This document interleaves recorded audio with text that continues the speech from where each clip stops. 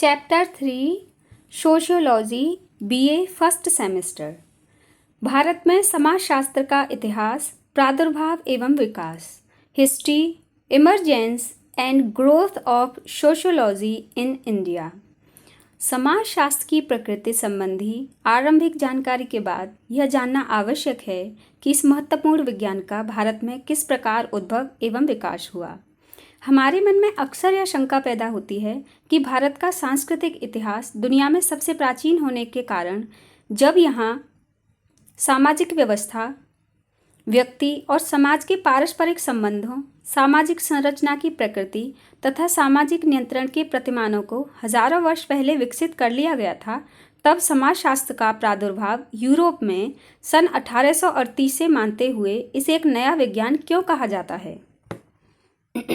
आपने हिस्ट्री में पढ़ाई होगा कि हमारी जो सामाजिक व्यवस्था थी वो सबसे अच्छी थी। इस बारे में दो मुख्य तर्क दिए जाते रहे हैं। पहला तर्क ये है कि सोशियोलॉजी शब्द का प्रयोग सबसे पहले फ्रांस के विचारक आगस्त कॉम्ट द्वारा किया गया था।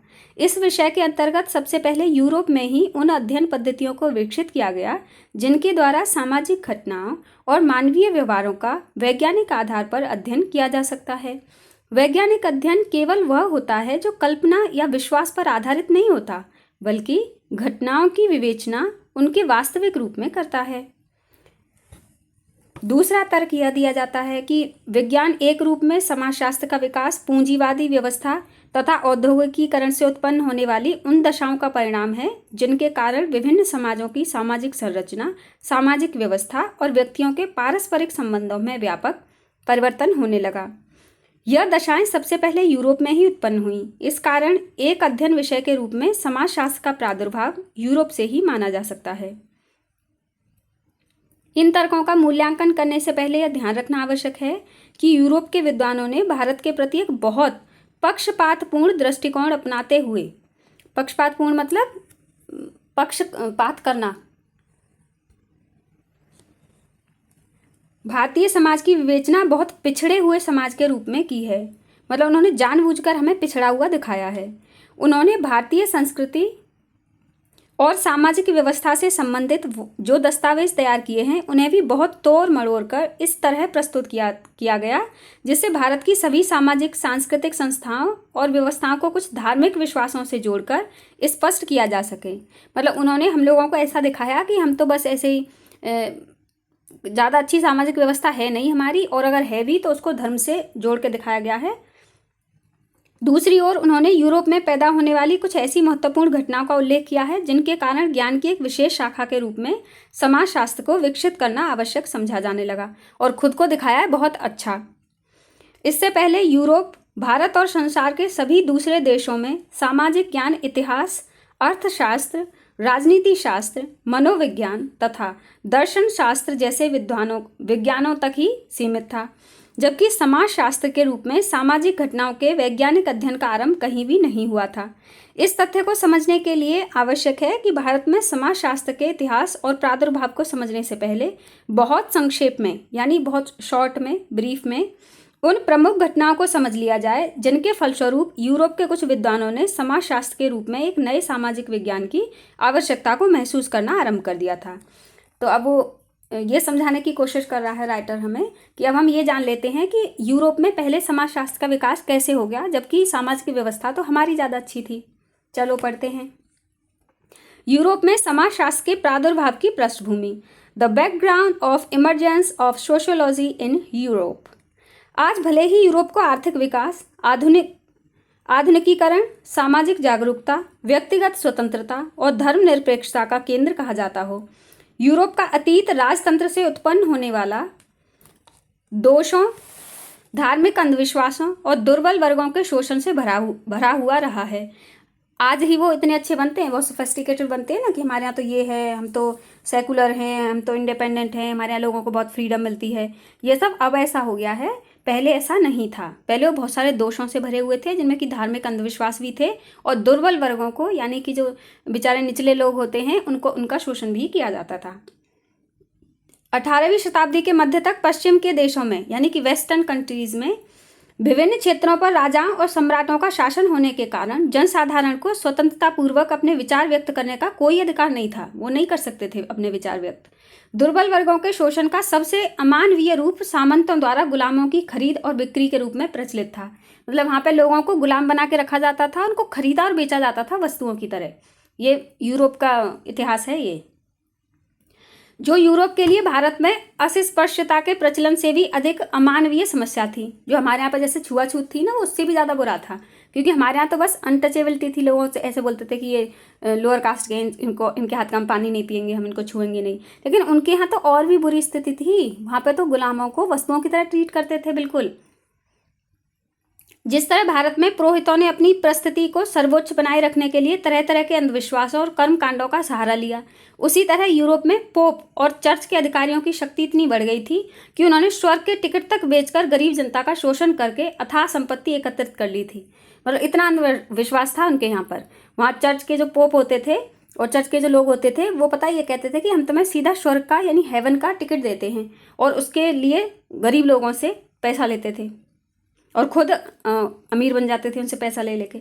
विभिन्न विचारकों, दार्शनिक और सुधारक राजा और धार्मिक अधिकारियों के खिलाफ कुछ भी करने या लिखने का साहस नहीं कर सकते थे, और कोई भी विचारक या दार्शनिक यानी फिलोसोफर और समाज सुधारक कोई भी व्यक्ति या इतनी हिम्मत नहीं कर सकता था कि उनके बारे में कुछ लिख दे और या दूसरे लोगों को बता दे कि देखो ये ऐसा अत्याचार कर रहे हैं, ऐसा कर रहे हैं। इन दशाओं के बीच यूरोप में कुछ ऐसी घटनाएं घटित हुई जिनके फलस्वरूप वहाँ की राजनीतिक, आर्थिक और सामाजिक दशाओं में तेजी से परिवर्तन होने लगा। इनमें निम्नांकित 4 घटनाओं का सबसे अधिक महत्वपूर्ण माना जाता है। पहला है पुनर्जागरण, दूसरा है ज्ञानोदय, तीसरा है फ्रांस की क्रांति और चौथा है इंग्लैंड की औद्योगिक क्रांति। अब हम इसको थोड़ा सा डिटेल में पढ़ते हैं। नंबर 1 है पुनर्जागरण, रेनेसेंस। शाब्दिक रूप से फ्रेंच भाषा के शब्द रेनेसेंस का अर्थ है पुनर्जागरण अथवा फिर से जागना। यूरोप में पुनर्जागरण का काल 15वीं शताब्दी में इटली से शुरू हुआ। इस समय विभिन्न राज्यों के पारस्परिक आक्रमणों और युद्ध के कारण यूरोप में जब राजनीतिक अस्थिरता बहुत बढ़ गई थी, तो यूरोप के बहुत से विद्वानों ने इटली में जाकर रहना शुरू कर दिया था। उन्होंने एक ओर मानवतावाद, विज्ञान, दर्शन और कला पर नए सिरे से वैज्ञानिक चिंतन करना आरंभ किया तथा दूसरी ओर धार्मिक अंधविश्वासों और राजा के ईश्वरीय अधिकारों का विरोध करना शुरू कर दिया। मतलब जो वहाँ के जो राजा होते थे वो अपने आप को ईश्वर जो समझते थे, गॉड समझने लग जाते थे, उसका विरोध करना शुरू किया। अनेक विद्वानों ने प्राकृतिक नियमों की तरह सामाजिक नियमों की विवेचना करना भी शुरू कर दिया।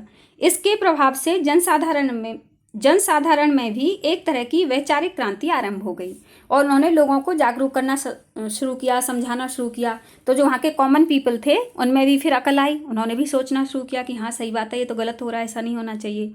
इस तरह से वो अपने बारे में फिर सोचने लग गए, अपनी स्थिति के बारे में। नंबर 2 है ज्ञानोदय यानी कि एनलाइटनमेंट। यह एक वैचारिक आंदोलन था। ये विचारों के तौर पर हुआ एक आंदोलन था जो इटली से आरंभ हुआ था। 17वीं शताब्दी के अंतिम वर्षों से लेकर 18वीं शताब्दी के मध्य तक पूरे यूरोप में फैल गया था। इस आंदोलन के द्वारा व्यक्ति की स्वतंत्रता का समर्थन किया गया कि भाई हर एक व्यक्ति को जीने का अधिकार है, या कैसे गुलाम बना के रखते हैं, उनको खरीदते हैं, बेचते हैं, इस तरह से। इसके द्वारा नारी मुक्ति, दास व्यवस्था के उन्मूलन तथा समाज के कमजोर वर्गों के विकास पर बल दिया गया। जो बेचारे श्रमिक वर्ग है, कमजोर वर्ग है, उस पर बल दिया गया। स्त्रियों को मुक्ति दी गई, वरना उनको तो कुछ समझा ही नहीं जाता था बेचारियों को। और दास व्यवस्था, ये जो गुलाम और दास की व्यवस्था थी, इसको भी दूर करने की कोशिश की गई। ज्ञानोदय की दूसरी विशेषता मानव व्यवहारों और सामाजिक व्यवस्था पर तार्किक आधार पर विचार करना था।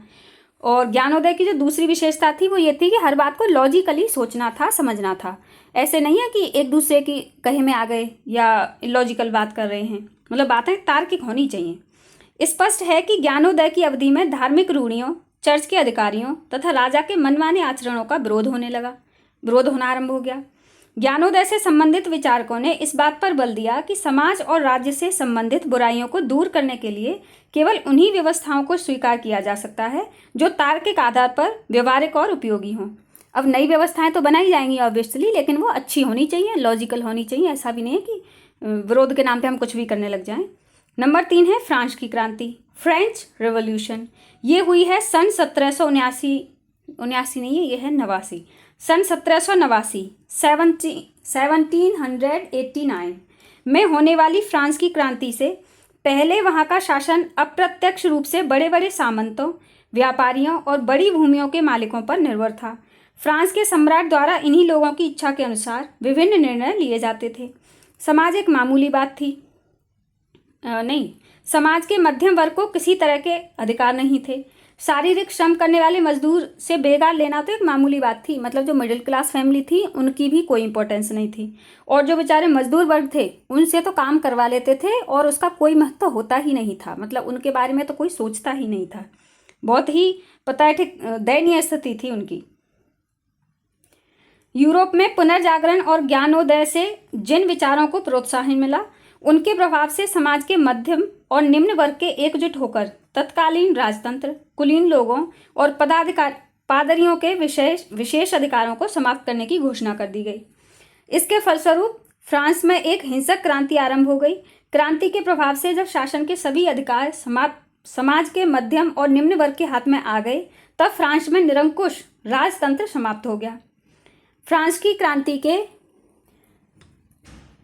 फलस्वरूप वहाँ एक ऐसी व्यवस्था विकसित होना आरंभ हुई जिसमें व्यक्तिगत स्वतंत्रता, सामाजिक और राजनीतिक समानता, जनसाधारण के अधिकारों और राष्ट्रवादी विचारों को महत्व दिया जाने लगा। यह एक ऐसा परिवर्तन था जिसने लोगों को अपने समाज के बारे में नए सिरे से विचार करने का प्रोत्साहन देना आरंभ कर दिया था। अब नंबर 4 है इंग्लैंड की औद्योगिक क्रांति, इंडस्ट्रियल रिवॉल्यूशन ऑफ इंग्लैंड। 18वीं शताब्दी के अंतिम समय से इंग्लैंड में नए नए आविष्कार होने से वहाँ उद्योग का तेजी से विकास होने लगा। इसके प्रभाव से पूंजीवादी व्यवस्था पर आधारित एक नई आर्थिक संरचना विकसित हो गई। इस प्रकार सन 1770 से लेकर 1830 के बीच नई प्रौद्योगिकी मशीनों द्वारा उत्पादन और आवागमन के साधनों का जिस तेजी से विकास हुआ, उसी को इंग्लैंड की औद्योगिक क्रांति कहा जाता है। ये डेफिनेशन कभी कभी लिखने आती है तो आप इस वाली बात को याद रख लेना। इंग्लैंड की औद्योगिक क्रांति, इंडस्ट्रियल रिवॉल्यूशन ऑफ इंग्लैंड, ये आपकी छोटी सी आप यहाँ तक कर सकते हैं, बाकी तो विस्तार में बताया जा रहा है। औद्योगिक क्रांति कहा जाता है, यहाँ तक आप इसे याद कर लेना। इस क्रांति से पहले इंग्लैंड में भी भारत की तरह लोगों का मुख्य पेशा खेती करना, कपड़े बुनना, पशुपालन करना, गृह उद्योगों को चलाना और दस्तकारी का मतलब होता है हाथ से जो चीज़ें बनाई जाती हैं, के द्वारा आजीविका उपार्जित करना था। इसी से वो अपना जीवन यापन करते थे। औद्योगिक क्रांति के फलस्वरूप बहुत बड़ी संख्या में किसानों और कारीगरों ने विभिन्न उद्योगों में काम करना आरंभ कर दिया। इससे वहाँ नगरों का तेजी से विकास हुआ। और जो औद्योगिक जब चीज़ें होती हैं तो वो तो एक जगह पे, जैसे कोई फैक्ट्री लगी है तो एक जगह पे लगेगी, तो फिर उसके आसपास शहर बसने लग गए, क्योंकि मजदूर वहाँ पर काम करते थे तो वहीं आसपास रहते होंगे। इस तरह से इससे वहाँ नगरों का तेजी से विकास हुआ और विस्तार होने लगा। कारखानों से फैलने वाला प्रदूषण, औद्योगिक श्रमिकों की भीड़ भरी बस्तियाँ, बढ़ती हुई गंदगी और आर्थिक स्वार्थों पर आधारित सामाजिक संबंध इन नगरों की विशेषताएं बन गई। अब देखो क्या हाल होता जा रहा है। औद्योगिक उत्पादन से नए व्यवसायों को प्रोत्साहन मिलने से समाज में एक नए और शक्तिशाली मध्यम वर्ग का निर्माण हुआ। तब भैया आपके ये मिडिल क्लास का निर्माण हुआ है, वहाँ से बना है ये मिडिल क्लास।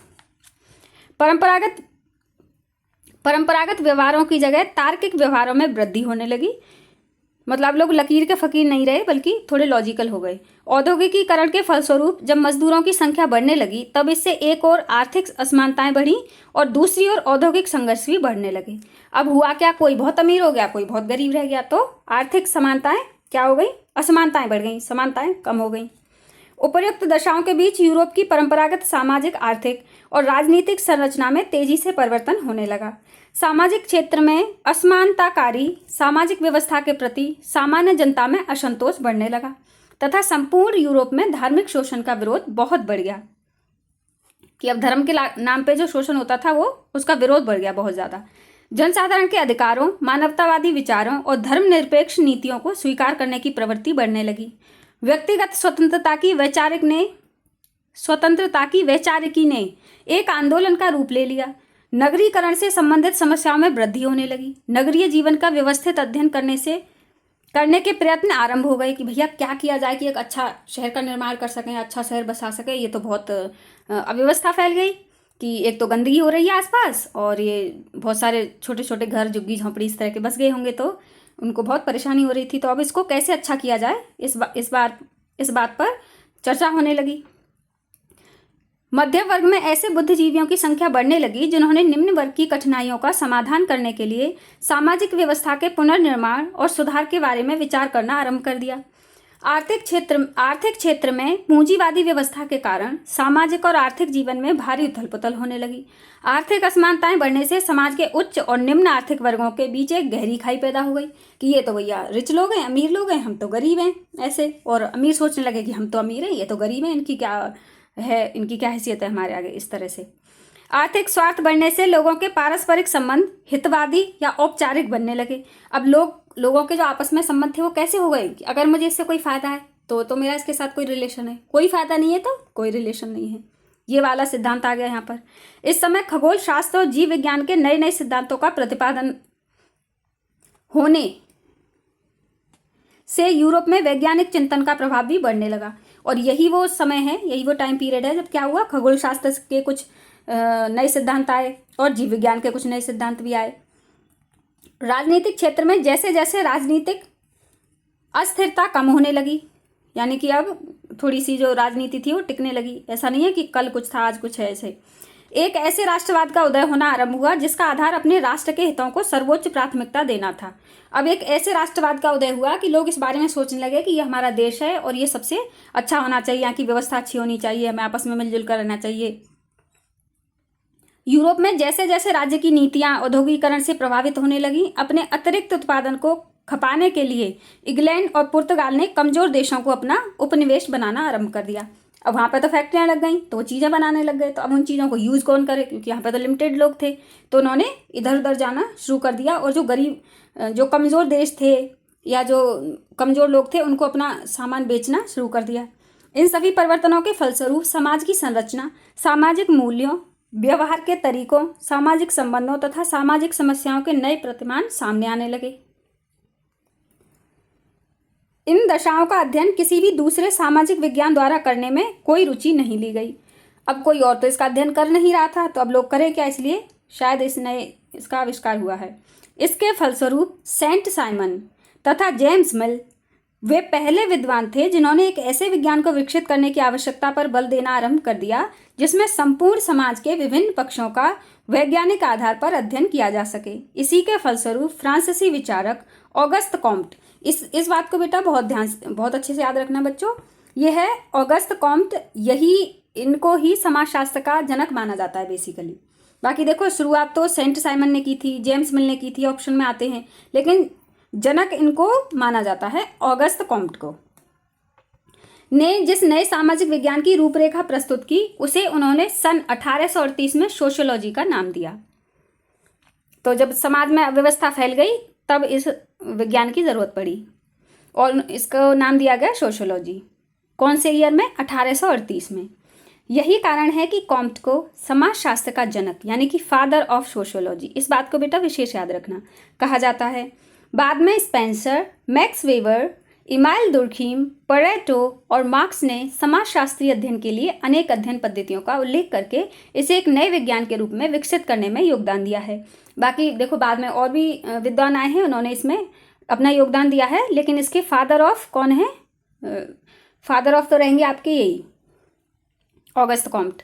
बाकी के और विद्वान कौन है जिन्होंने इसको चेंज किया है या इसमें योगदान दिया है, इसके ऊपर विचार विमर्श किए हैं, वो हैं Spencer, max weber, email Durkheim, Pareto और मार्क्स। इन्हीं प्रयत्नों के फलस्वरूप 19वीं शताब्दी से फ्रांस, जर्मनी, इंग्लैंड तथा अमेरिका में समाजशास्त्रीय अध्ययन और अनुसंधान का तेजी से विस्तार होना आरंभ हो गया। अब पढ़ते हैं भारत में समाजशास्त्र। Sociology in India. संसार के किसी भी भाग में जब ज्ञान की एक उपयोगी शाखा विकसित होती है तो किसी न किसी रूप में उसे अन्य समाजों द्वारा भी ग्रहण कर ही लिया जाता है। कल्चर या कोई भी कल्चर है या कोई भी नई चीज़ है, जब एक बार आ जाती है दुनिया में तो फिर वो मतलब एक बार किसी देश में आ जाए या किसी समाज में आ जाए तो दूसरे लोगों तक भी पहुंच ही जाती है। फ्रांस, जर्मनी, इंग्लैंड तथा अमेरिका में जब समाजशास्त्र को एक नए विज्ञान के रूप में विकसित किया गया तब भारतीय समाज को भी एक नए दृष्टिकोण से समझने के लिए धीरे धीरे समाजशास्त्र का विकास होना आरंभ हो गया। वास्तविकता यह है कि प्रत्येक समाज में जैसे जैसे व्यक्तियों के अनुभव बढ़ते हैं, ज्ञान की प्रत्येक शाखा में विशेषीकरण बढ़ने लगता है। यदि हम एक विज्ञान के रूप में समाजशास्त्र पर विचार करें तब अधिकांश व्यक्ति इसे इस कारण एक नया विज्ञान मान लेते हैं कि इसके आधुनिक रूप का निर्धारण हुए अधिक समय व्यतीत नहीं हुआ है। इसके बाद भी समाजशास्त्र को जिस रूप में परिभाषित किया जाता रहा है उससे संबंधित समाज के विभिन्न पक्षों का अध्ययन आज से हजारों वर्ष पहले से भारत, ग्रीस, रोम तथा मिस्र में होना आरंभ हो चुका था। समाजशास्त्र के उद्भव और विकास को समझने के लिए पुनः ध्यान रखना आवश्यक है कि समाजशास्त्र हमारे सामाजिक जीवन, विभिन्न समूहों और समाजों का वैज्ञानिक अध्ययन है। एक सामाजिक विज्ञान होने के साथ ही यह एक मानविकी विज्ञान भी है। सामाजिक विज्ञान तो है ही, समाज का तो है ही, उसके साथ साथ ये मानविकी भी है, यानी कि ह्यूमन टेंडेंसीज पे वर्क करता है, ह्यूमन सेंसिटिविटी पे वर्क करता है। इंसान किस तरह से व्यवहार करते हैं, किस तरह से रहते हैं, किस तरह से सोचते हैं। यह सामाजिक संबंधों के विभिन्न स्वरूपों और उन्हें प्रभावित करने वाली दशाओं का वैज्ञानिक अध्ययन है। मानव की सामाजिक क्रियाओं की प्रकृति, मानव द्वारा विकसित विभिन्न सामाजिक संस्थाओं और सामाजिक घटनाओं की वास्तविकता को स्पष्ट करना इस विज्ञान का मुख्य कार्य है। इसका मुख्य कार्य क्या है, फिर से पढ़ देती हूँ मैं। मानव की सामाजिक क्रियाओं की प्रकृति, मतलब जो नॉर्मल लोग हैं, जो इंसान हैं, वो कैसी सामाजिक क्रियाएं करते हैं, उसकी प्रकृति क्या है, मतलब उनका नेचर क्या है।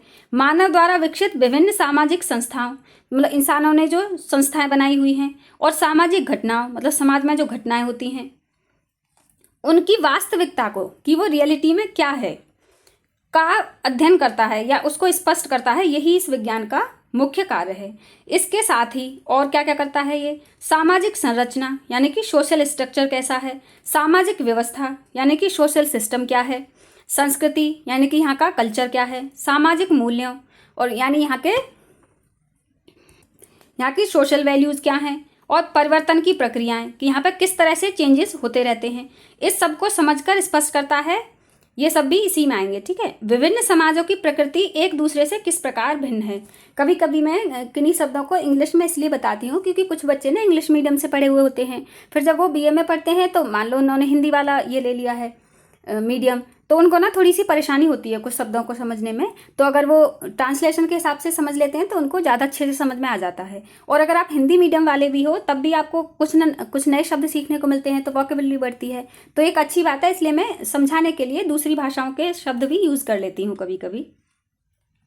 यदि हम समाजशास्त्र के अध्ययन से संबंधित इन पक्षों पर विचार करें तो अक्सर यह विवाद पैदा होता है कि समाजशास्त्र के प्रादुर्भाव और विकास का आरंभ यूरोप से माना जाए अथवा भारत से। तो अब समस्या ये है कि बताइए हम इसका जो ओरिजिन है वो कहाँ का माने, यूरोप का माने कि इंडिया का माने।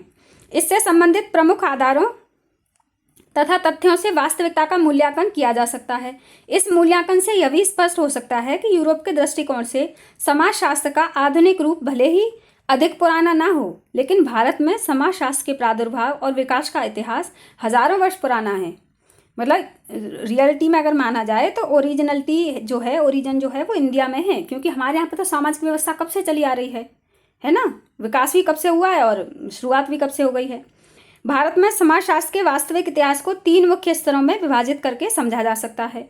विभिन्न भारतीय पश्चिमी लेखकों के अनुसार यह स्तर भिन्न भिन्न हो सकते हैं, लेकिन इन्हें मुख्य रूप से 3 युगों में विभाजित करके व्यवस्थित रूप से समझा जा सकता है। आरंभिक स्थापना का युग, पहला है आरंभिक स्थापना का युग, दूसरा है आधुनिक समाजशास्त्र के प्रादुर्भाव का युग, और तीसरा है समाजशास्त्र के व्यापक विकास का युग। अब हम इनको भी थोड़ा सा डिटेल में पढ़ लेते हैं। नंबर 1 है आरंभिक स्थापना का युग। आपको पता है स्टूडेंट्स, बस आपको फर्स्ट सेमेस्टर में थोड़ा सा ये चीज़ें अजीब लगेंगी या मुश्किल लगेंगी। जैसे आप सेकंड सेमेस्टर में आएंगे सब कुछ आपको इजी लगने लगेगा, और थर्ड ईयर करते करते तो और भी चीज़ें बिल्कुल पीस ऑफ केक हो जाएंगी आपके लिए। ये वाली चीज़ें आपको ऐसा लगा कि बार बार वही तो पढ़ रहे हैं, मिलता जुलता सा ही तो पढ़ते रहते हैं ऐसे। चलो ये पढ़ते हैं। आरंभिक स्थापना का युग, era of initial founding. Bharat में आज जैसे जैसे नए सामाजिक अनुसंधान बढ़ते जा रहे हैं, उनसे प्राप्त होने वाले निष्कर्षों से यह प्रमाणित होने लगा है कि भारत में समाज के वैज्ञानिक ज्ञान का इतिहास हजारों वर्ष पुराना है। 21वीं शताब्दी के आरंभिक वर्षों में अनेक समाजशास्त्रियों, भूविज्ञानियों, भूगोलविदों, पुरातत्व के विशेषज्ञों, खगोल शास्त्रियों तथा इतिहासकारों की संयुक्त टीम के द्वारा भारतीय संस्कृति और अतीत और के गर्भ में छिपे सामाजिक सांस्कृतिक इतिहास के बारे में जो विस्तृत जानकारियां मिली, उनसे यह स्पष्ट होता है कि भारत का वैदिककालीन व्यवस्था में ही वैयक्तिक और सामाजिक जीवन को व्यवस्थित करने के लिए अनेक ऐसे सिद्धांत विकसित कर लिए गए थे जिन्हें आधुनिक समाजशास्त्र की कसौटियों पर भी वैज्ञानिक माना जा सकता है। दुनिया के किसी भी देश के वैज्ञानिक आज तक इस निष्कर्ष पर नहीं पहुंच सके कि भारत में वेदों की रचना ईसा के कितने हजार वर्ष पहले हो गई थी। अनेक शोध कार्यों से वाल्मीकि द्वारा रचित रामायण की रचना ईसा से 5000 वर्ष पहले होने के प्रमाण मिलते हैं, जिन्हें यूरोप के विशेषज्ञ स्वीकार नहीं करते। मिलते तो हैं लेकिन वो मानते नहीं होकर नहीं ऐसा नहीं हो सकता। रामायण कालीन प्रमाणों से संबंधित अनेक तथ्य अमेरिका के नासा, यानी दुनिया में वैज्ञानिक शोध का सबसे प्रमुख केंद्र क्या है, नासा है, द्वारा भी खोजे गए, लेकिन विश्व स्तर से संगठित इस विषय पर चुप हैं। संगठन इस विषय पर चुप रहते हैं, मतलब बोलते ही नहीं कुछ चुप्पी साध जाते हैं। जैसे आपने भी देखा होगा ना कभी आपके आसपास, जैसे मान लो आप किसी चीज़ में बहुत अच्छे हैं या आप बहुत देखने में बहुत अच्छे लग रहे हैं या आपने कोई बहुत अच्छी बात कही है, तो जो लोग आपसे चिढ़ते हैं वो एकदम चुप हो जाते हैं, वो कुछ बोलते ही नहीं है। वैसे ये लोग भी चुप हो जाते हैं। उत्तर वैदिक काल में लिखे गए उपनिषद उस महान तात्विक ज्ञान से भरे पड़े हैं जिसे आज भी व्यक्ति और समाज पर नियंत्रण रखने वाली एक उपयोगी वैचारिकी के रूप में देखा जाता है। इस काल में ऋषियों के रूप में मान्यता प्राप्त सामाजिक अध्येताओं ने व्यक्ति और समाज के संबंधों को अधिक स्थायी और प्रकार्यात्मक बनाने के लिए संयुक्त परिवार, आश्रम व्यवस्था और ग्रामीण गणतंत्र जैसी उन्नत व्यवस्थाओं को स्थापित किया। इसके साथ ही वैयक्तिक और सामाजिक जीवन को अधिक व्यवस्थित बनाने के लिए पुरुषार्थ, कर्म और सामूहिकता संबंधी सिद्धांतों को विकसित किया गया। गीता एक ऐसा ऐतिहासिक ग्रंथ है जिसमें कर्म के सिद्धांत को समाज के प्रति मानवीय कर्तव्यों और व्यवहारिक जीवन व्यतीत करने वाले मूल्यों की व्यापक विवेचना की गई है। ऐसा लगता है कि पार्सन्स द्वारा प्रस्तुत क्रिया का सिद्धांत इसी व्याख्या से प्रभावित हुआ है, मतलब हमसे ही कॉपी कर लिया है। यदि पार्सन्स के सिद्धांत को एक प्रमुख समाजशास्त्रीय योगदान माना जाता है तो गीता में प्रस्तुत कर्म के सिद्धांत की प्रकृति को समाजशास्त्रीय क्यों नहीं माना जाता, बताइए। आज से लगभग 2300 यानी कि 2300 वर्ष पहले जिन पुराणों और स्मृतियों की रचना हुई उनमें मानवीय अंतर्क्रियाओं, विभिन्न समुदायों, समूहों, मानव प्रवृत्तियों, सामाजिक संस्थाओं तथा सामाजिक नीतियों का विस्तार से उल्लेख मिलता है। इनके द्वारा यह भी स्पष्ट किया गया है कि सामाजिक संस्थाओं और विभिन्न प्रकार के सामाजिक मूल्यों किस प्रकार व्यक्ति और समाज के संबंधों को प्रभावित करते हैं। यदि समाजशास्त्र को आज सामाजिक संबंधों और सामाजिक संरचना का वैज्ञानिक अध्ययन माना जाता है तो सुदूर अतीत में किए जाने वाले ऐसे सभी अध्ययनों पर, जो बहुत पहले हो चुके हैं पास्ट में, आधारित व्यवस्थाओं को समाजशास्त्रीय मानना भी आवश्यक है। समाजशास्त्रीय अध्ययन के क्षेत्र में यहाँ ईसा से लगभग 300 वर्ष पहले का समय ही बहुत महत्वपूर्ण माना जाता है। इस समय मौर्य युग में कौटिल्य ने अपने ग्रंथ अर्थशास्त्र की रचना की है। ये लोग बहुत दूर अगर आप नहीं जा रहे तो ये कौटिल्य यही पढ़ लो, बताओ, अर्थशास्त्र। यह वह महान ग्रंथ है जिसमें समाज के सभी वर्ग के कर्तव्यों और अधिकारों को नए सिरे से मूल्यांकन करके सामाजिक व्यवस्था में ऐसे परिवर्तन लाने के प्रयत्न किए गए हैं जो कुछ हित समूहों द्वारा वर्ण व्यवस्था की असमानता से पैदा होने वाली समस्याओं को दूर करने से संबंधित हैं। इसी समय शुक्राचार्य ने भारतीय समाज के तत्कालीन कानूनों, प्रथाओं, अर्थव्यवस्था, राजनीति, संस्कृति, नैतिकता तथा संस्कारों की वैज्ञानिक व्याख्या की है। शुक्राचार्य ने अपने ग्रंथ नीति शास्त्र में जिस तरह नैतिकता, सामाजिक प्रथाओं, व्यवहार के नियमों और लोकाचारों का वर्णन किया है, उनकी पृष्ठभूमि व्यवहारिक अनुभवों पर आधारित है। कौटिल्य और शुक्राचार्य ने अपनी रचनाओं में समाज के जिन पक्षों का अनुभविक अध्ययन करके सामाजिक व्यवस्था, गतिशीलता, मानवीय अंतर्क्रिया और सामाजिक नियंत्रण पर जो महत्वपूर्ण विचार दिए हैं वे समाजशास्त्रीय दृष्टिकोण से भिन्न नहीं हैं। वो उनको भी तो हम समाजशास्त्री बोलेंगे ना, क्योंकि वो जो भी बातें उन्होंने की हैं वो समाज के लिए तो की हैं कि समाज में कैसे लोगों को रहना चाहिए, कैसे व्यवहार करना चाहिए और व्यवस्था कैसी होनी चाहिए और आपस में कैसा व्यवहार करना चाहिए और कैसे गुण होने चाहिए मनुष्य में। तो ऐसी सारी बातें की गई हैं उनमें। तो इस युग में चंद्रगुप्त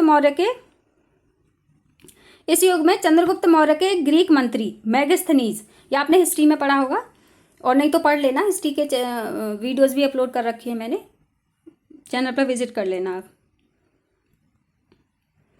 ने भारतीय समाज के सामाजिक और सांस्कृतिक जीवन से संबंधित जो विवरण दिए हैं उन्हें भी ऐतिहासिक और अनुभाविक पद्धति पर आधारित समाजशास्त्रीय तथ्य कहा जा सकता है।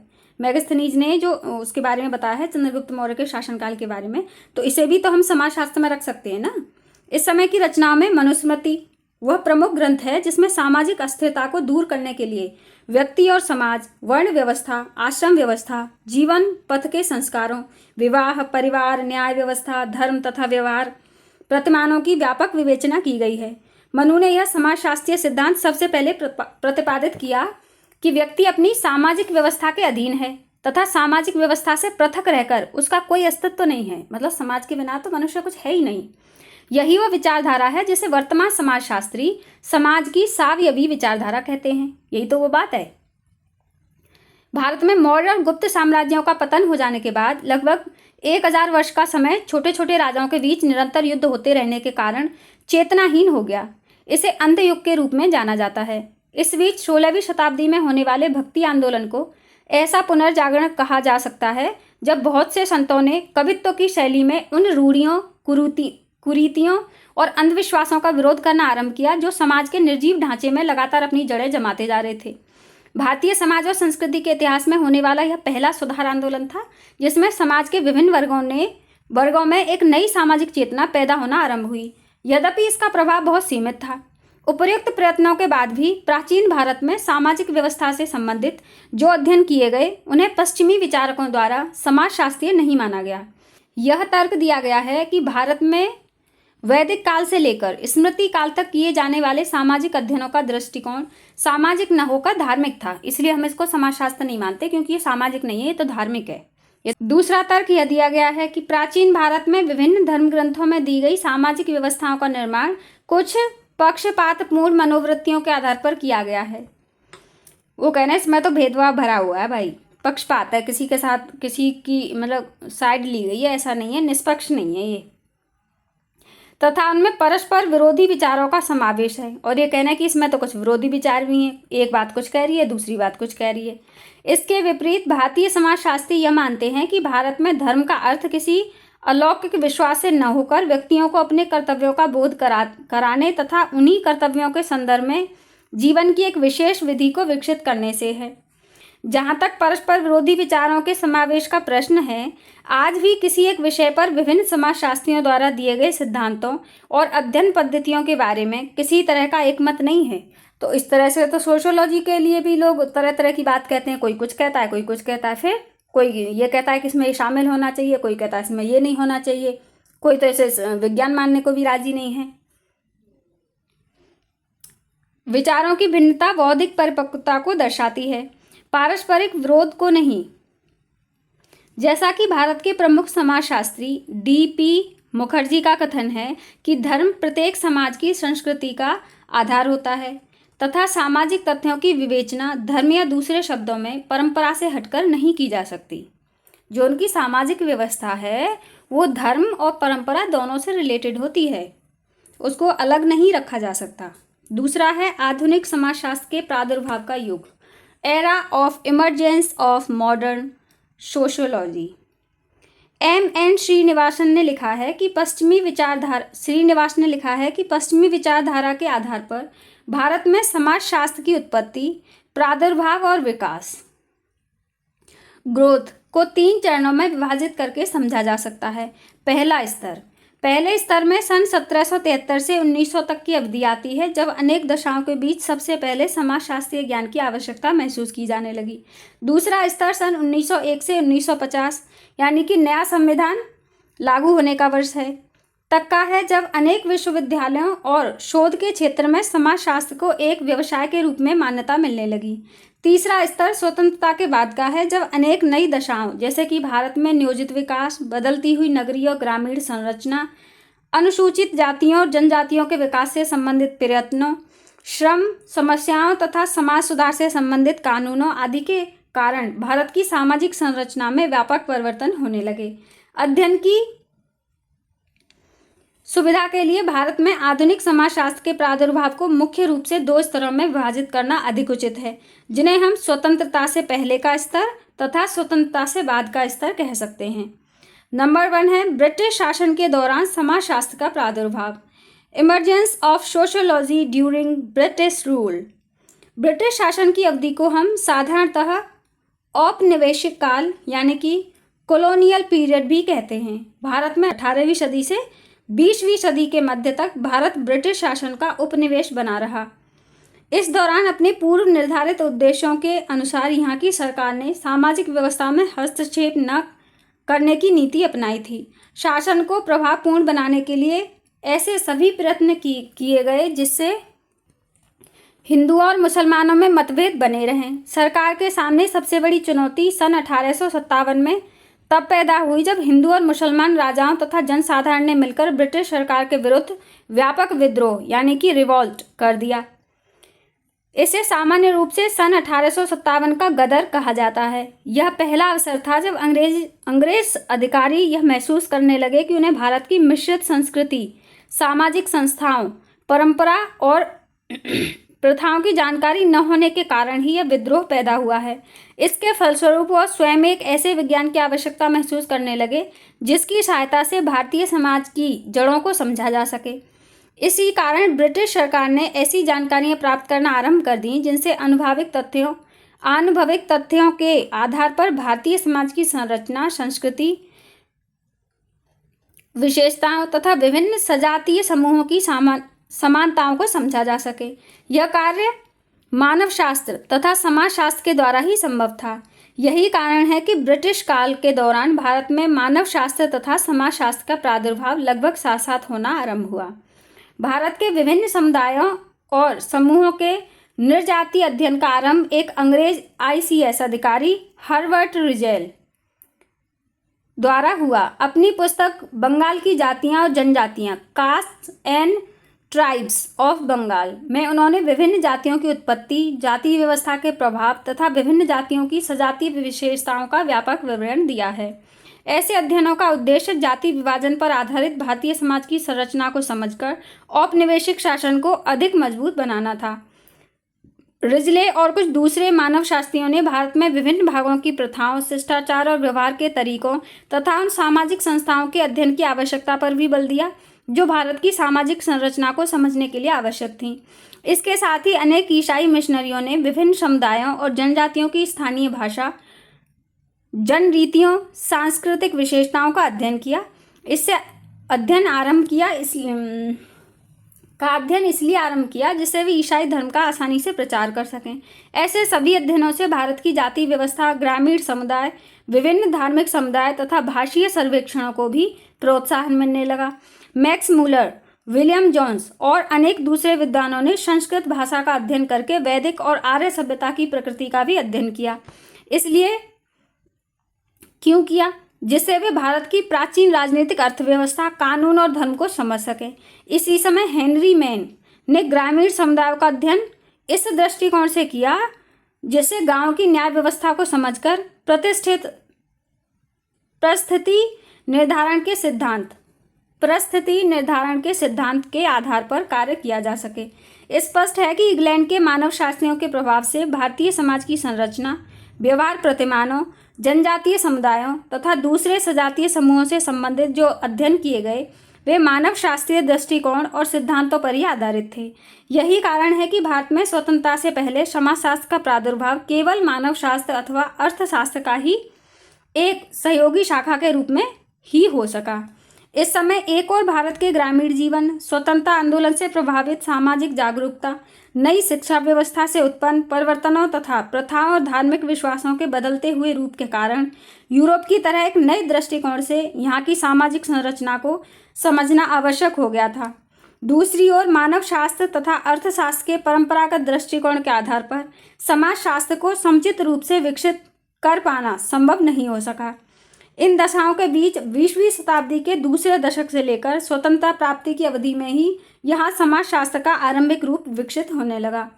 कुछ लेखक ऐसा मानते हैं कि भारत में समाजशास्त्र का औपचारिक आरंभ कलकत्ता विश्वविद्यालय में B.N. सील के प्रयत्नों ने सन 1917 में हुआ, जिसे आगे बढ़ाने में राधा कमल मुखर्जी तथा B.N. सरकार ने भी कुछ योगदान दिया। वास्तविकता यह है कि कलकत्ता विश्वविद्यालय में इस विषय की कोई सुविचारित रूपरेखा न बन पाने के कारण केवल मानव शास्त्र विभाग की ही स्थापना की जा सकी। समाजशास्त्र की एक सुनिश्चित रूपरेखा बनाकर समाजशास्त्र विभाग की स्थापना सबसे पहले बम्बई यानी कि बॉम्बे विश्वविद्यालय में सन 1919 में हुई। पैट्रिक गेट्स विभाग से पहले अध्यक्ष बने, विभाग के पहले अध्यक्ष बने, जिन्होंने जीएस घुरई के साथ समाजशास्त्रीय अध्ययन को एक दिशा देना आरंभ की। इसे भारत में समाजशास्त्र के प्रादुर्भाव का पहला आधार कहा जा सकता है।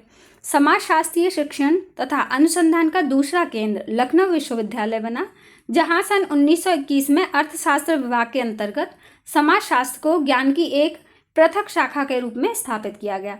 तो स्टूडेंट्स, ये भी आप याद रखना, ये कलकत्ता में नहीं हुआ है, ये सबसे पहले हुआ है बॉम्बे विश्वविद्यालय में, जो है 1919, और दूसरी बार हुआ है 1921 में लखनऊ विश्वविद्यालय में। ठीक है। उस समय डॉक्टर राधाकमल मुखर्जी अर्थशास्त्र विभाग के अध्यक्ष थे, जिन्हें डीपी मुखर्जी द्वारा डीएन मजूमदार यानी कि मानव शास्त्र विभाग के अध्यक्ष ने समाजशास्त्र को आगे बढ़ाने में विशेष योगदान दिया। दक्षिण भारत में समाजशास्त्र का प्रादुर्भाव एएफ बाडिया के प्रयत्नों ने मैसूर विश्वविद्यालय में सन 1928 में से हुआ है, ये भी याद रखना। इसी विश्वविद्यालय से बीएनसी सील और एमएन श्रीनिवास तथा एससी दुबे ने समाजशास्त्र को एक दिशा देने में विशेष भूमिका निभाई है। इसी वर्ष हैदराबाद के उस्मानिया विश्वविद्यालय में स्नातक स्तर पर समाजशास्त्र का अध्ययन आरंभ हो गया। इरावती कर्वे के प्रयत्नों ने पूना विश्वविद्यालय में समाजशास्त्र विभाग की स्थापना सन 1930 में हुई। ठीक है, ये भी याद रखना। भारत में स्वतंत्रता से पहले तक समाजशास्त्र का प्रादुर्भाव और विकास बहुत असमान होने के साथ ही अपना कोई प्रभाव स्थापित नहीं कर सका। केवल बम्बई विश्वविद्यालय में समाजशास्त्र को एक ऐसी रूपरेखा दी जा सकी जो भारत विद्या यानी कि इंडोलॉजी और निर्जातीय अध्ययन के बीच संतुलित मिश्रण करके एक पृथक समाजशास्त्रीय दृष्टिकोण को विकसित करने में कुछ सीमा तक सफल हो सका।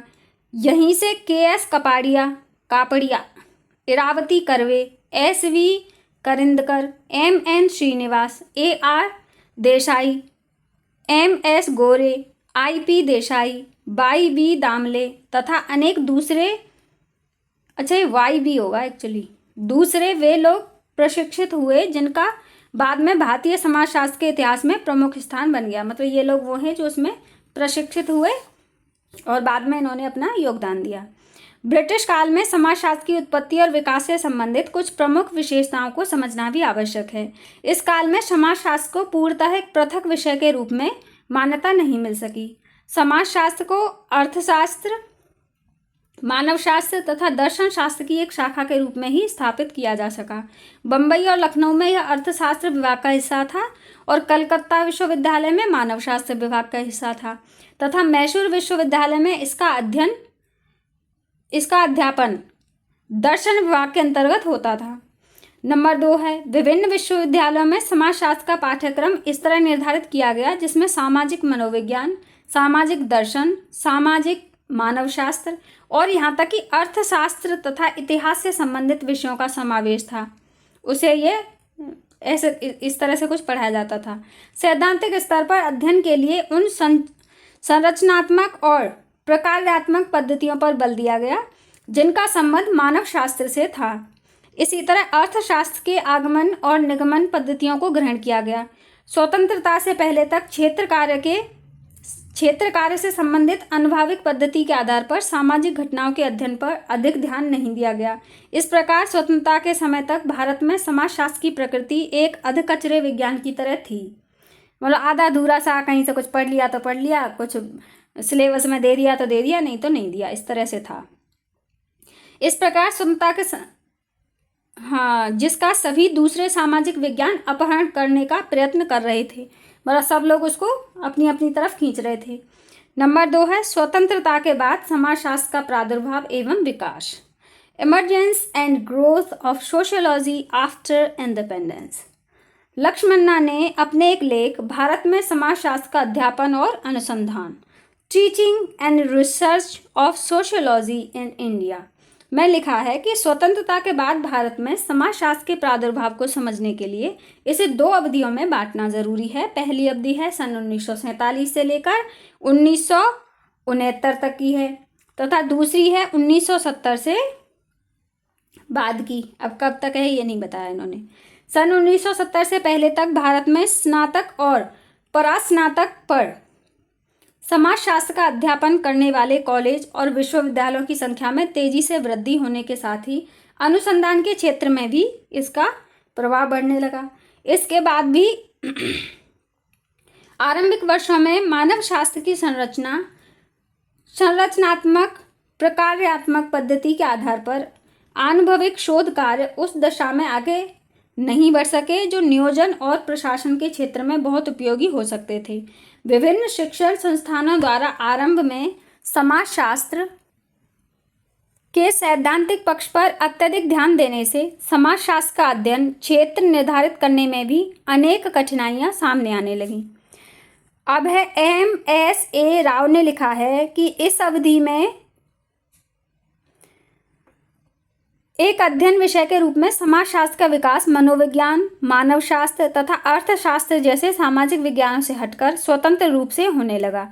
लेकिन विभिन्न विश्वविद्यालयों द्वारा पाठ्यक्रम में उन विषयों को भी बहुत महत्व दिया जाने लगा जिनका संबंध मूल रूप से मानवशास्त्र, मनोविज्ञान और अर्थशास्त्र से था। इससे यह समस्या पैदा हो गई कि समाजशास्त्र के अध्ययन क्षेत्र को किस प्रकार एक स्वतंत्र रूप दिया जा सकता है। यह सच है कि इस समय समाजशास्त्र में प्रशिक्षित कुछ लोगों के प्रयत्नों ने ग्रामीण तथा नगरीय समाजशास्त्र, धर्म का समाजशास्त्र, स्तरीकरण का समाजशास्त्र, राजनीतिक समाजशास्त्र, नातेदारी का समाजशास्त्र तथा विकास का समाजशास्त्र जैसी शाखाएं भी विकसित की हुई। स्वतंत्रता के बाद एक और ग्रामीण और नगरीय संरचना में परिवर्तन होने लगे और दूसरी ओर नई राजनीतिक संस्थाओं, तरह तरह के आंदोलनों, अनुसूचित जातियों तथा जनजातियों को मिलने वाले आरक्षण, जनसंख्या नियंत्रण तथा विकास से जुड़ी हुई समस्याओं के कारण नए शोध कार्यों से समाजशास्त्र का एक प्रभावपूर्ण स्थान बन सकता था। इसमें सबसे बड़ी बाधा तब सामने आई जब समाजशास्त्र से जुड़ा हुआ बौद्धिक और प्रभावशाली समूह फ्रांस, जर्मनी और अमेरिका के बौद्धिक वर्ग के अधीन हो गया। स्वतंत्रता के कुछ ही समय बाद जब Robert Redfield, Oscar Lewis, Morris Opler, McKim Marriott, Kathleen Gough तथा अनेक दूसरे पश्चिमी विचारकों ने भारत में आकर यहाँ की ग्रामीण सामाजिक संरचना, विभिन्न सामाजिक संस्थाओं, परंपराओं और स्थानीय धर्म से जुड़ी हुई विशेषताओं का मानव शास्त्रीय आधार पर अध्ययन किया,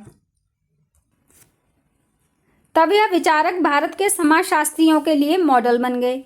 इनके प्रभाव से एक और यहाँ समाजशास्त्र के बौद्धिक वर्ग में यूरोप और अमेरिका में होने वाले समाजशास्त्रीय अधिवेशनों, चर्चाओं और सेमिनारों में हिस्सा लेने के लिए विदेश जाने की होड़ होने लगी, तो दूसरी ओर भारत में तत्कालीन समाजशास्त्री अपने विषय के समुचित विकास के प्रति उदासीन हो गए। उदाहरण के लिए जब यूरोप के समाज विज्ञानियों ने यहाँ आकर भारतीय गांवों का अध्ययन किया, तब इसके अनुसरण में S.C. Dube, M.N. Srinivas, V.R. Chauhan, Andre वैतई आदि ने भी मानव शास्त्रीय आधार पर ग्रामीण संरचना का विस्तार से उल्लेख किया, लेकिन कोई ऐसा कार्यक्रम प्रस्तुत नहीं किया जिससे ग्रामीण विकास में समाजशास्त्र की उपयोगिता और आवश्यकता सिद्ध हो सके। सन 1961 में भारतीय सामाजिक विज्ञान अनुसंधान परिषद, Indian council of social science research की स्थापना होने के बाद भी विभिन्न सामाजिक विज्ञानों में शोध कार्य से संबंधित अनेक क्षेत्रों की स्तुति की गई, लेकिन सन 1969 तक इसके द्वारा समाजशास्त्र से संबंधित अनुसंधान विषयों को विशेष महत्व नहीं दिया गया। उपर्युक्त सीमाओं के बाद भी भारत में स्वतंत्रता के बाद से सन 1970 तक विभिन्न विश्वविद्यालयों और उनसे संबद्ध महाविद्यालयों में पृथक समाजशास्त्र विभाग की स्थापना होने से इस विषय का अध्ययन करने वाले विद्यार्थियों की संख्या में तेजी से वृद्धि होने लगी। इस अवधि में स्नातक और एमफिल जैसे सभी स्तरों पर समाजशास्त्र की लोकप्रियता भी काफ़ी बढ़ गई। समाजशास्त्रीय अनुसंधान के प्रति बढ़ती हुई रुचि को इसी तथ्य से समझा जा सकता है कि सन 1940 से लेकर 1970 के बीच भारत के विभिन्न विश्वविद्यालयों में समाजशास्त्र विषय में 247 छात्र छात्राओं को PhD की उपाधि प्राप्त हुई। सन 1970 के बाद भारत में समाजशास्त्रीय अनुसंधान और सामान्य अध्ययन को दिशा देने के लिए अनेक महत्वपूर्ण विषयों पर प्रमुख अध्येताओं द्वारा निबंधों का संकलन और प्रकाशन होना आरंभ हुआ। इनमें Ramakrishna Mukherjee, M.N. Srinivas, T.K.N. Unnithan, N.K. Singh, Yogendra Singh, M.S.A. Rao, धनागरे, Y.B. Damle, S.K. Nandi, Surjit Sinha आदि के नाम प्रमुख हैं। भारतीय सामाजिक विज्ञान अनुसंधान परिषद ICSSR तथा विश्वविद्यालय अनुदान आयोग UGC ने भी अध्ययन के विभिन्न क्षेत्रों की जानकारी देने के साथ ही उन पद्धतियों का उल्लेख किया जिनसे समाजशास्त्रीय अध्ययन और शोध को अधिक व्यवस्थित बनाया जा सके। अनुसंधान पर आधारित अनेक लेखों द्वारा भी ऐसे विषयों का उल्लेख किया गया जिन पर कार्य करके समाजशास्त्रों को अधिक उपयोगी बनाया जा सकता है। यही कारण है कि 1970 से पहले जो अध्ययन केवल ग्रामीण समुदाय की संरचना को स्पष्ट करने के लिए किए गए थे, बाद में उनकी जगह गांव में कृषक संबंधों, भूमि सुधार, भूमिहीन श्रमिकों की समस्याओं, अनुसूचित जातियों और जनजातियों के अध्ययन को महत्व दिया जाने लगा। सन 1970 के दशक में औद्योगिक समाजशास्त्र, नगरीय समाजशास्त्र, सामाजिक जनांगिकी, महिलाओं की समस्याओं तथा जाति, नातेदारी और धर्म के बदलते हुए प्रतिमानों के अध्ययन में भी काफी वृद्धि हुई। भारत में 1980 के दशक की अवधि में समाजशास्त्र के अध्ययन और शोध के लिए अनेक नए विषयों पर बल दिया जाने लगा। इसमें विचलन का समाजशास्त्र यानी कि सोशियोलॉजी ऑफ डिवाइस, ज्ञान का समाजशास्त्र यानी कि सोशियोलॉजी ऑफ नॉलेज, प्रौद्योगिकी का समाजशास्त्र तथा ऐतिहासिक समाजशास्त्र कुछ प्रमुख क्षेत्र हैं। Y.B. दामले के भारतीय समाज में होने वाले रूपांतरण, ऐसे रूपांतरण से संबंधित बाधाओं तथा सामाजिक रूपांतरण के प्रभावों को समझने पर इसलिए बल दिया गया है कि इनका अध्ययन किसी भी दूसरे सामाजिक विज्ञान द्वारा नहीं किया जा रहा था। अर्थशास्त्र में आर्थिक नियोजन से संबंधित सिद्धांतों और संभावनाओं का विवरण अवश्य दिया गया, लेकिन नियोजन के सामाजिक और सांस्कृतिक परिणामों का अध्ययन एक प्रमुख समाजशास्त्रीय विषय माना जाने लगा। इस अवधि में गरीबी के सामाजिक आयामों, कानून और सामाजिक परिवर्तन के संबंध तथा राष्ट्रीय एकीकरण का समाजशास्त्रीय अध्ययनों में इसलिए समावेश किया गया जिससे एक स्वतंत्र विषय के रूप में समाजशास्त्रीय अध्ययन की उपयोगिता को समझा जा सके। सन 1990 के बाद भारत की आर्थिक, राजनीतिक और सामाजिक सांस्कृतिक संरचना में तेजी से परिवर्तन होने लगा। इसके फलस्वरूप एक और समाजशास्त्र के अध्ययन में व्यापक बदलाव की आवश्यकता महसूस की जाने लगी। तो दूसरी ओर भारतीय समाजशास्त्र के लिए जिन विषयों को कुछ समय पहले तक महत्वपूर्ण माना जाता था, उनकी प्रासंगिकता संदेहपूर्ण बनने लगी। सन 1921 से ही जब भारत 1991 से 1991 से ही जब भारत की मिश्रित अर्थव्यवस्था की जगह वैश्वीकरण को प्रोत्साहन दिया जाने लगा, तो एक और आर्थिक क्षेत्र में उदारीकरण की प्रक्रिया का प्रभाव बढ़ने लगा और दूसरी ओर वैश्वीकरण के रूप में यहाँ की सांस्कृतिक विरासत को सामान्य जीवन शैली में भी परिवर्तन होने लगा। ऐसे परिवर्तनों से उत्पन्न संकटों के बीच सामाजिक तथा राष्ट्रीय एकीकरण को बनाए रखने वाली दशाओं को ज्ञात करना समाजशास्त्रियों के लिए आवश्यक हो गया। आज संचार, मीडिया, नागरिक समाजों और पर्यावरण संरक्षण के बढ़ते हुए महत्व के कारण सामाजिक व्यवस्था, सामाजिक सुरक्षा और सामाजिक विकास के नए आयामों को समझना समाजशास्त्र का नया दायित्व बनता जा रहा है।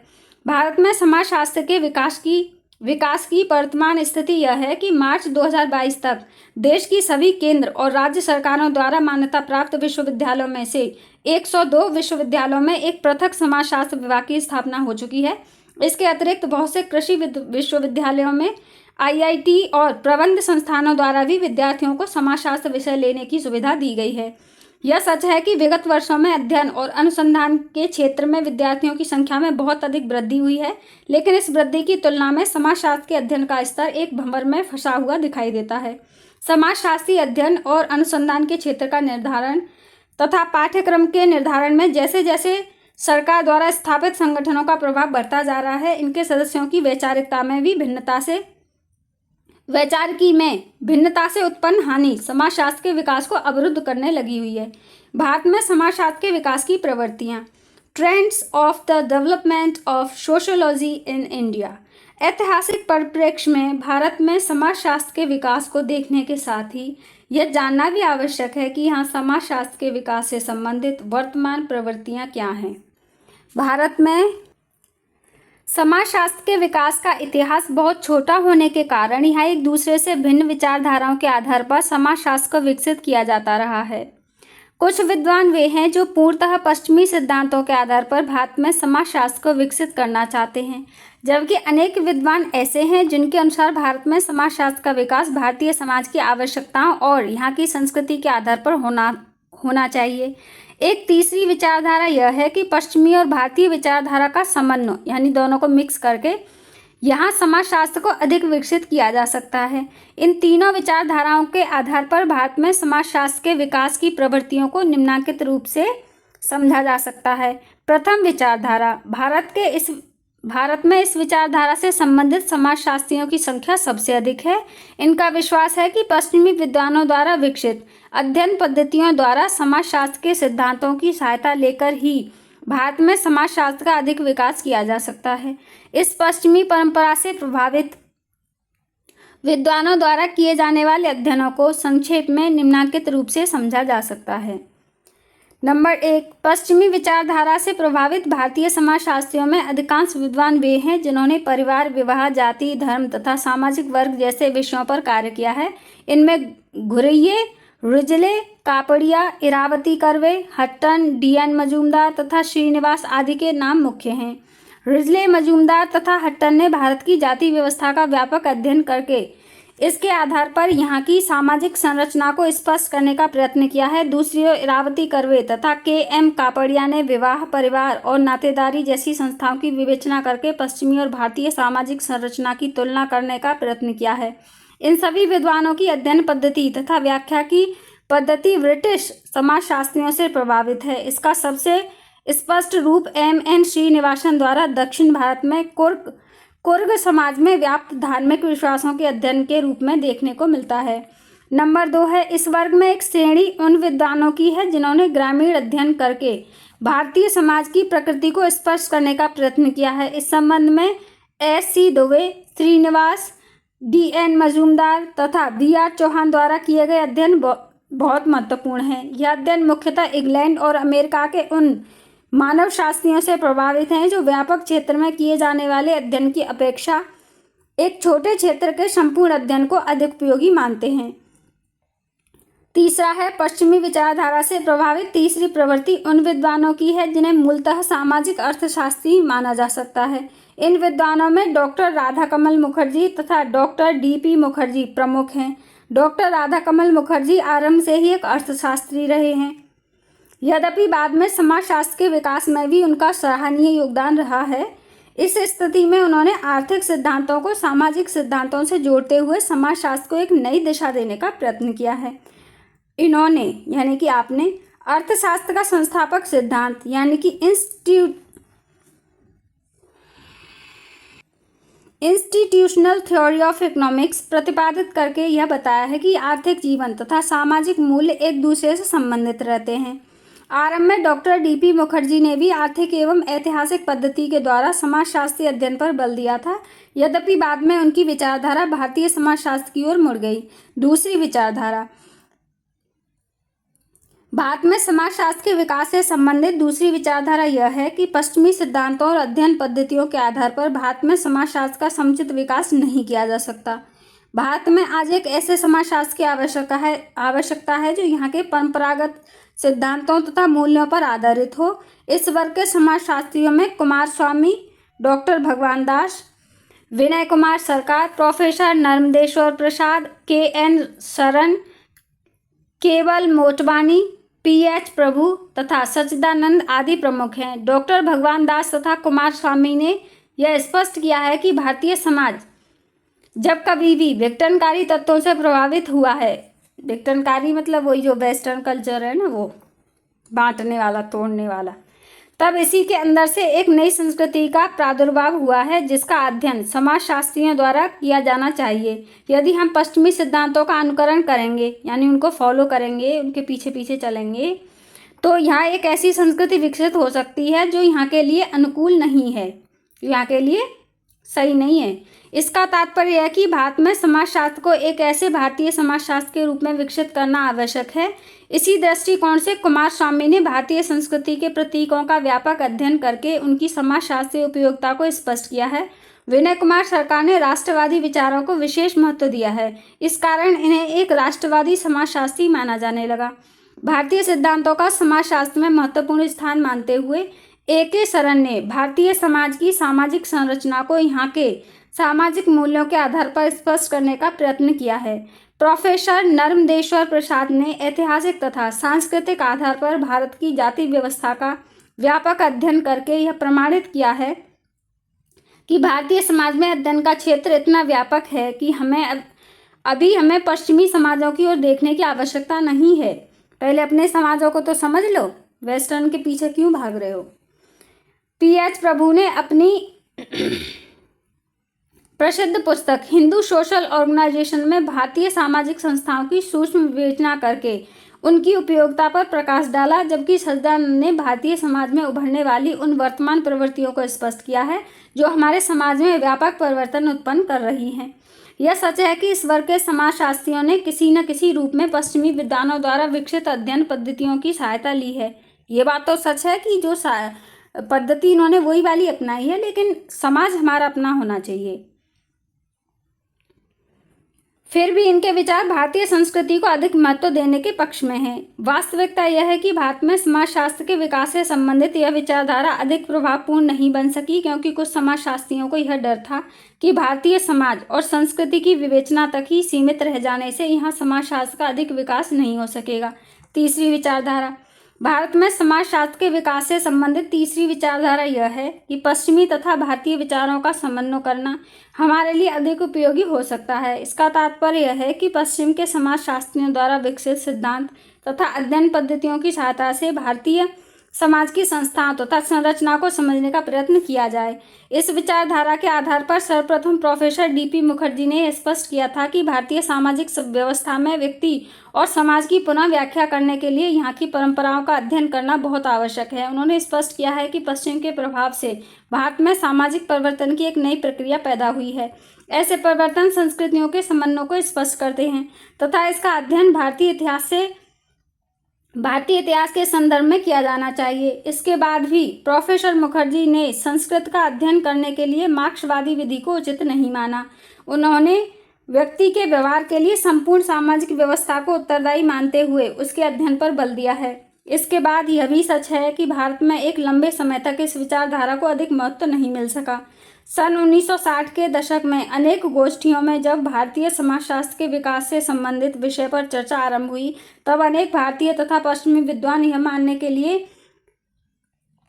मानने लगे कि पश्चिम की अध्ययन पद्धतियों के आधार पर भारतीय सामाजिक संस्थाओं तथा परिवर्तन की प्रक्रियाओं के अध्ययन से ही समाजशास्त्र का अधिक विकास किया जा सकता है। अब जो वेस्टर्न है वो तो यही मानेंगे, जो पश्चिमी विद्वान है वो तो इसी बात को मानेंगे, लेकिन कुछ इंडियंस भी मानते हैं, वो उनके इन्फ्लुएंस में रहते हैं एक्चुअली। इसके फलस्वरूप डॉक्टर RN सक्सेना ने पुरुषार्थ अर्थात धर्म, अर्थ, काम और मोक्ष को सभी मानवीय संबंधों का आधार मानते हुए समाजशास्त्र में इनके अध्ययन पर भी बल दिया है। बिल्कुल, उन्होंने स्पष्ट किया है कि भारतीय समाजशास्त्रियों ने उन विचारों पर अधिक ध्यान नहीं दिया जो सबसे अधिक प्राचीन ही नहीं बल्कि भारत में व्यक्ति और उनके जीवन को समझने के लिए आवश्यक भी हैं। धार्मिक आंदोलनों ने इन विचारों को और अधिक समृद्ध बनाया है। इस दृष्टिकोण से यह आवश्यक है कि ऐतिहासिक दृष्टिकोण से भारत के उन सामाजिक विचारों और तथ्यों को ज्ञात किया जाए जिन्होंने ऐसे विचारों को स्थिर बनाने के साथ ही इनमें उपयोगी परिवर्तन भी उत्पन्न किए हैं। इन परंपरा का निर्वाह करते हुए प्रोफेसर योगेंद्र सिंह ने अपनी प्रसिद्ध पुस्तक मॉडर्नाइजेशन ऑफ इंडियन ट्रेडिशंस में परंपरा तथा आधुनिकता के समन्वय को स्पष्ट करते हुए भारतीय समाज की अनुपमता को स्पष्ट किया है। साथ ही अपनी पुस्तक द मैन में उन्होंने मानव की अवधारणा को भारतीय परिप्रेक्ष्य में स्पष्ट किया है। इस समय प्रोफेसर MSA राव ने परिवर्तन की एक प्रक्रिया के रूप में भारत में होने वाले सामाजिक आंदोलनों के विभिन्न स्वरूपों की विस्तार से विवेचना की तथा पिछड़े वर्गों से संबंधित उन समस्याओं को उठाया जिनका भारतीय समाज की संरचना से घनिष्ठ संबंध है। उनकी पुस्तक social movements and social transformation समाजशास्त्र के साहित्य में अत्यधिक महत्वपूर्ण मानी जाती है। क्या एक भारतीय समाजशास्त्र संभव है? Is an Indian sociology possible? ये क्वेश्चन है। अब इसका जवाब पढ़ते हैं। जब हम ऐतिहासिक तथा वर्तमान परिप्रेक्ष्य में समाजशास्त्र के विकास से संबंधित बात करते हैं, तब एक महत्वपूर्ण प्रश्न यह उठता है कि क्या भारत में एक पृथक भारतीय समाजशास्त्र को विकसित किया जा सकता है? भारत जब स्वतंत्र हुआ तब आरंभ में यहाँ अधिकांश समाजशास्त्रियों ने पश्चिम को ही अपना आदर्श मानकर उनके सिद्धांतों का अध्ययन किया, क्योंकि भाई ये लाई उनके द्वारा गई थी और उन्हीं की पद्धतियों का अनुसरण करना आरंभ किया। इस समय बैली ने सन 1957 में अपने एक लेख में यह प्रश्न उठाया कि जिस तरह जर्मन समाजशास्त्र, अमेरिकन समाजशास्त्र तथा ब्रिटिश समाजशास्त्र एक दूसरे से पृथक रूप में विकसित हुए हैं, उसी प्रकार भारत में भी एक पृथक यानी कि भारतीय समाजशास्त्र को विकसित करना संभव है अथवा नहीं है। इसके उत्तर में ड्यूमा तथा पीकॉक ने यह सुझाव दिया कि यदि भारतीय समाजशास्त्र जैसी किसी शाखा को विकसित करने का प्रयत्न किया जाए तो इंग्लैंड और अमेरिका में विकसित की गई अध्ययन पद्धतियां अधिक लाभप्रद नहीं हो सकती। वास्तव में भारत में प्राचीन ग्रंथों में यहाँ की जिन संस्थाओं का उल्लेख है उन्हीं के आधार पर भारत की सामाजिक संरचना को समझा जा सकता है। इसके लिए उन्होंने जाति और नातेदारी जैसी संस्थाओं के अध्ययन को अधिक महत्वपूर्ण माना।